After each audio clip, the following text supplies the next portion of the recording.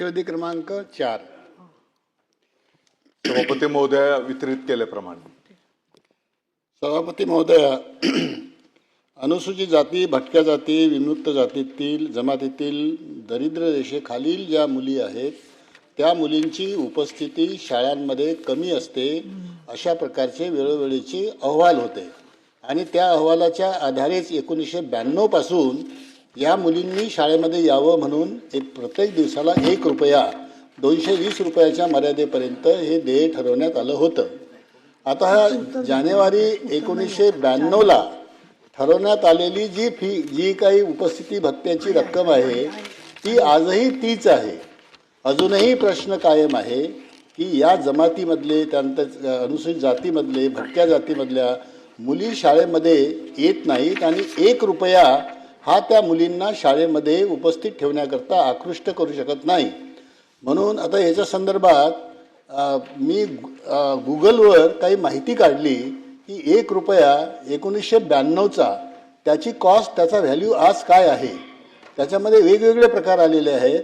त्यामध्ये फूडच्या संदर्भातली जी माहिती आलेली आहे, फूड परचेस, त्याच्याकरता ते 10 रुपयापासून तर ते 100 रुपयापर्यंत झालेले आहेत. आणि इतर जे खरेदी आहे त्या खरेदीच्या कॉस्टमध्ये मात्र फार मोठी वाढ आहे. 100 रुपयापासून तर 400 रुपयापर्यंत आहे. त्यामुळे कमीत कमी याची जी कॉस्ट वाढलेली आहे ती कॉस्ट त्यांनी वाढवून देणार आहात काय, आणि हे दरवर्षी वर्षाच्या शेवटी देण्याच्या ऐवजी दरमहा देणार आहात काय. सभापती महोदया, साधारणपणे 10 जानेवारी 1992च्या शासन निर्णयाद्वारे प्राथमिक शाळेत जाणाऱ्या मुलींच्या गळतीचं प्रमाण कमी झालं पाहिजे आणि विद्यार्थिनींची शाळेमध्ये उपस्थिती वाढली पाहिजे.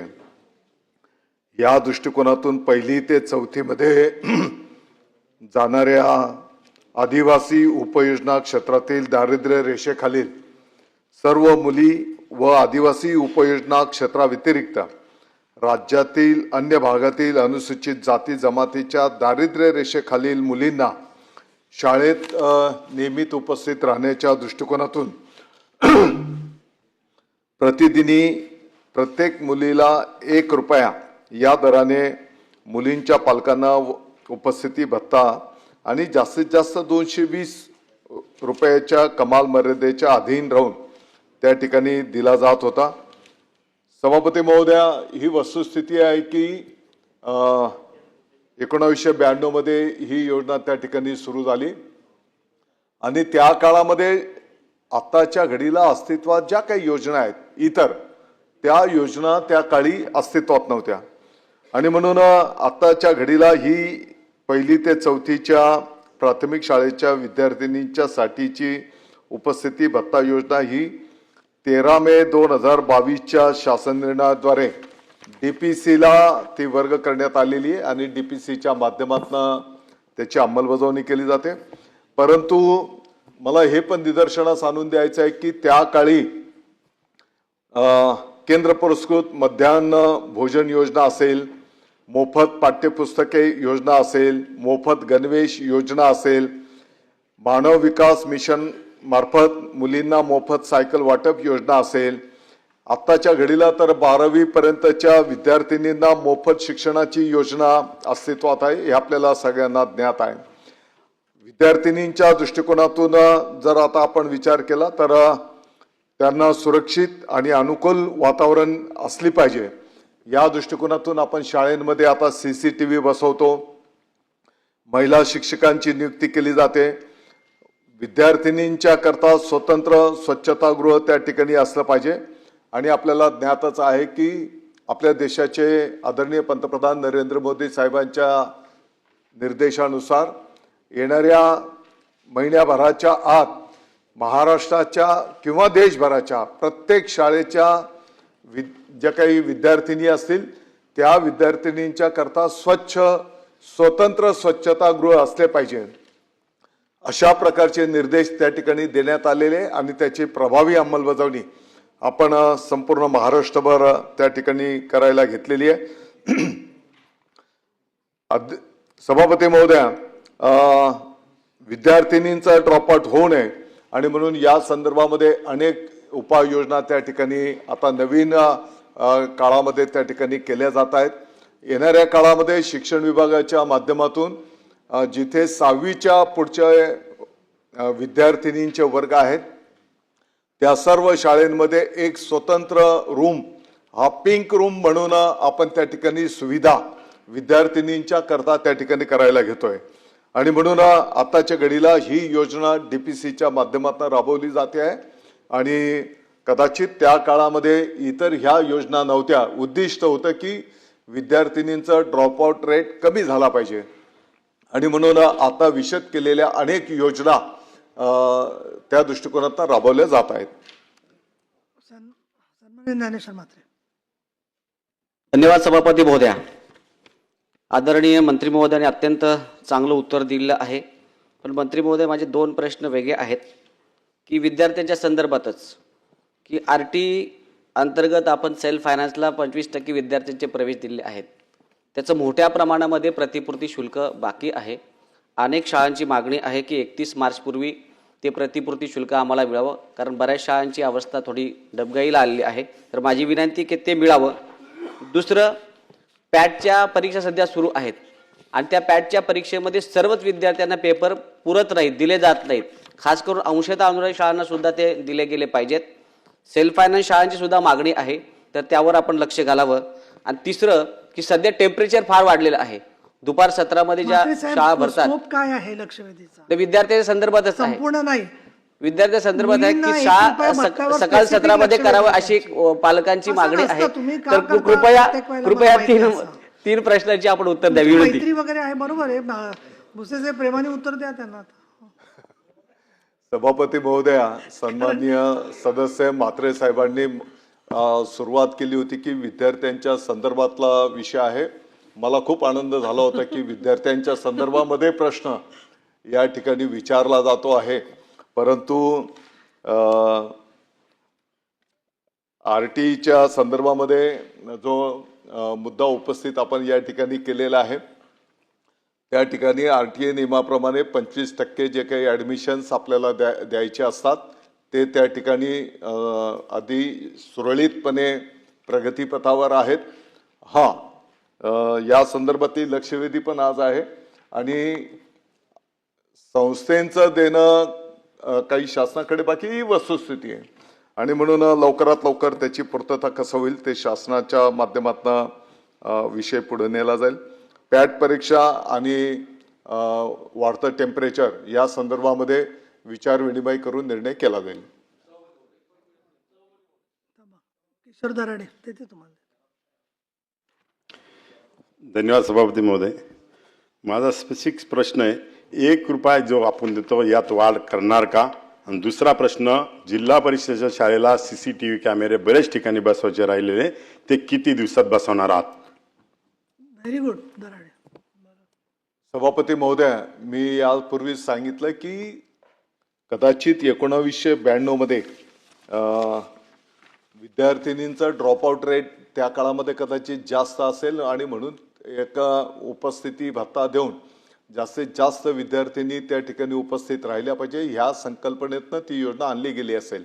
आत्ताच्या घडीला ही योजना DPCला वर्ग करण्यात आलेली आहे 2022 पासून.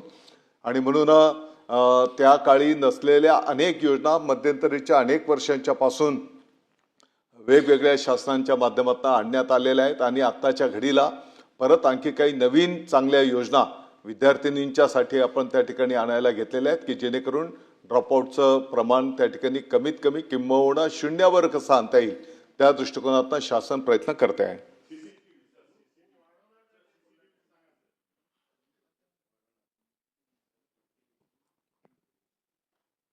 वाढवणार का? मी तेच सांगितलं की आता ही योजना DPCला दिली गेलेली आहे, तर त्या जिल्ह्याने त्या संदर्भातला निर्णय करायचा आहे. आणि CCTVच्या दृष्टिकोनातनं आत्ताच्या घडीला तर किती शाळेंचा आकडेवारी माझ्याजवळ उपलब्ध नाही, परंतु येणाऱ्या काळामध्ये सर्व शाळेंमध्ये CCTV बसवले जातील अशा प्रकारचं शासनाचं नियोजन आहे. अभ्यंकरजी. शासन नायकवडी निर्णय देते मी तुम्हाला. थांबा 1 मिनिट, असं एकदम उभं न करा. अभ्यंकर बोलले की देते तुम्हाला. शासन निर्णय होता म्हणजे DPDCच्या माध्यमातून ही योजना राबवल्या जात होती हे बरोबर आहे, परंतु DPDCला गाईडलाईन ती होती 1 रुपया. आता तो 1 रुपया, त्या 1 रुपयाच्या ऐवजी आता मी मगाशी सांगितलं आहे की गुगलवरून मी जी काही माहिती काढली त्याच्यामध्ये 10 रुपयापासून तर 100 रुपयापर्यंत ही फूड व्हॅल्यू त्याचं वाढलेलं आहे आणि तेच आपण देतो. आपण जो खुलासा केला त्याच्यामध्ये एक गोष्ट आणखी आहे की जरी त्यावेळेला मिड डे मील नव्हतं, मिड डे मीलच्या ऐवजी त्यावेळेला सुकडी होती, सुकडी सुगळा असं काही म्हणायचे त्याला, आणि ते भरपूर पोटभर विद्यार्थ्यांना दिल्या जात असे. आणि दुसरी गोष्ट अशी की या अनुसूचित जाती जमातीच्या मुलींनाच नव्हे पण मुलांनासुद्धा त्यावेळेला विद्यावेतन दिलं जातं होतं, स्टायपेंड. आता ते दिलं जात नाही. त्यामुळे त्यावेळेला ती ॲडिशनल फॅसिलिटी होती, ती बंद झाली आणि या मुलींची उपस्थिती वाढावी या दृष्टिकोनातून जो रुपया होता त्याचे कमीत कमी 10 रुपये, मी तर माझ्या ह्याच्यामध्ये 10 रुपये म्हटले, पण आता मला लक्षात आलं की ते 10 रुपयापेक्षा अधिक असायला पाहिजे. तर ते वाढवण्याच्या संदर्भात आपण शासन पातळीवरून निर्णय घेणार आहात काय?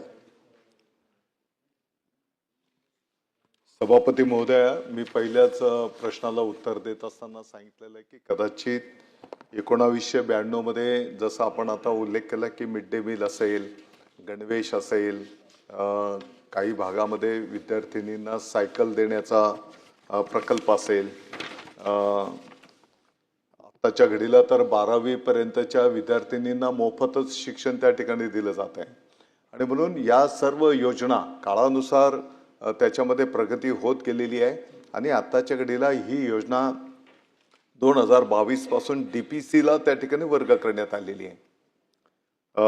आणि मी आपल्या माहितीकरता पण सांगितलं की स्वच्छतागृह असतील, येणाऱ्या काळामध्ये आता आपल्याला पिंक रूम, अशा विविध ज्या काही सोयी सुविधा विद्यार्थिनींच्या सुरक्षितता, विद्यार्थिनींच्या उपस्थितीच्या संदर्भामध्ये जे जे काही करता येईल ते आपल्याला करणार. ठीक आहे. वंदारी, आता शेवटचा प्रश्न. नायकवडींना पण काय याच्यावर आता स्पेसिफिक असेल तर घ्या. स्पेसिफिकच आहे. परत हा साहेबांनी सांगितलं की 2022 पासनं या उपस्थिती भत्त्या बाबतीमध्ये तो निर्णय आपण त्या DPCला घ्यायचा आहे असं आपण सांगितलं उत्तरामध्ये. DPCचं जे काही मार्गदर्शक तत्व आहे ते वित्त विभागाने ठरवून दिलेलं आहे की DPCच्या माध्यमातून शिक्षणावर किती टक्के खर्च करायचा, आरोग्यावर किती टक्के खर्च करायचा, इन्फ्रास्ट्रक्चरवर किती टक्के खर्च करायचा आहे. तर जोपर्यंत राज्य शासनाच्या वित्त विभागाच्या माध्यमातून अशा पद्धतीचे आदेश आपण देणार नाही तर DPCमध्ये सुद्धा 1 रुपयामध्ये काही बदल होणार नाही. म्हणून स्पेसिफिक प्रश्न हाच आहे की आपण तशा पद्धतीचं मार्गदर्शक तत्वामध्ये आपण बदल करून सर्व DPCंना आदेश देणार का आणि त्या उपस्थिती भत्त्यामध्ये आपण काही त्याच्यामध्ये वाढ करणार का?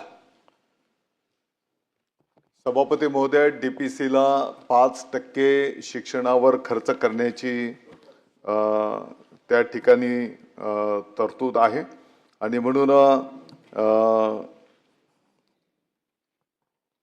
आता ही DPDC नियोजन विभागाच्या माध्यमातून रन केली जाते आणि शिक्षणाच्यासाठी 5% त्या ठिकाणी तरतूद आहे. हा भत्ता वाढवावा असं विनंती करू आपण. तेच पाहिजे होतं उत्तर त्यांना सगळ्यांना आणि मलाही. चांगलं आहे भूमिका शिक्षण विभागाची या संदर्भामध्ये. नायकवडे, अजून काय विचारायचं आहे? झालं ना समाधान? DPCवर आपण सगळं ढकलून मोकळं व्हायला लागलं आहे मंत्री महोदय, असं नाही आहे. शासन जोपर्यंत मार्गदर्शक तत्व बदलून DPCला कळवत नाही की पहिला 1 रुपया देत होता आता एवढं द्या, तोपर्यंत DPC कसं देणार आहे? DPC आपल्या स्तरावर हे काही निर्णय करू शकत नाही. अमाऊंट वाढवण्याचा निर्णय हा शासनाने केला पाहिजे आणि तसं कळवलं पाहिजे DPCला. मग ते 5% काय कमी त्यांनी सांगितलं तशा सूचना आम्ही देऊ म्हणून, आणि आपणही सगळ्या नाही. जिल्ह्यांमध्ये आता DPC आहोत खरं तिथे सांगू follow करू का, शकतो. मंत्री महोदयांच्या बोलण्यात एक वेगळाच विषय यायला लागलाय आम्हाला की 92ला त्यावेळेला ते पट वाढावं वगैरे, मुलांचं शिक्षणाचा ओढा वाढावा, त्यांची उपस्थिती वाढावी म्हणून त्यावेळेला ती योजना केली. आता त्याची गरज नाही आहे का काय अशा पद्धतीनं थोडंसं बोलण्यातनं यायला लागले. तर 34 वर्ष झाली, आताही तो फारसा बदल झाला असं नाही. बदल झाला आहे निश्चितपणानं, ह्यामुळं उपस्थिती वाढली विद्यार्थिनींची, हे बरोबर आहे. पण ही जर कंटिन्यू उपस्थिती वाढत राहावी असं वाटत असेल तर निश्चितपणानं काहीतरी एखादं अमाऊंटबद्दल निर्णय होणं अपेक्षित आहे की रुपयाच्या ऐवजी बाबा आम्ही 10 रुपये करतोय, 15 रुपये करतो, काहीतरी XYZ. पण हे म्हणणं अपेक्षित आहे. ते मात्र काय मंत्री महोदय कितीही केलं तरी त्याच्या आजूबाजूने घुटमळत आहेत. मूळ विषयाला काय मंत्री महोदय हात घालत नाही आहेत. म्हणून माझी विनंती आहे की आपण काहीतरी एक निर्णय वर्ण शासनानं DPCला कळवावा. भोसले साहेब, मंत्री महोदय. सभापती महोदया, मूळ विषयाला नियोजन विभागाला विनंती करण्यात येईल. तत्राप आपल्याला माहिती आहे की 5% DPDCच्या माध्यमातून शिक्षण विभागावर खर्च करणं अपेक्षित असताना मला सभागृहाला हे सुद्धा अतिशय नम्रतेने सांगायचं आहे की अनेक सन्माननीय पालकमंत्री महोदय, अनेक जिल्हाधिकारी, अनेक CEO यांच्या माध्यमातून काही जिल्ह्यांमध्ये तर 10-10, 12-12% शिक्षणावर त्या ठिकाणी खर्च होताना आपण पाहतो आहोत. अनेक सुविधा त्या ठिकाणी आपल्या शाळेंच्या पासून तर या विद्यार्थ्यांच्या सोयी सुविधांच्यासाठी निर्माण करायला अनेक जिल्हे त्या ठिकाणी पुढाकार घेत आहेत. आणि म्हणून आपलं जे उद्दिष्ट आहे की नुसतं हे पैसे देऊन काही उपस्थिती वाढणार नाही, तर त्याला एक क्वालिटी एज्युकेशन पण कसं मिळेल, त्याच्यातनं यशस्वी होऊन विद्यार्थ्यांनी बाहेर जाऊन त्या गावाचं, आपल्या महाराष्ट्राचं नाव कसं मोठं करतील, हे सर्व प्रयत्न शिक्षण विभागाच्या माध्यमातून केले जात आहेत.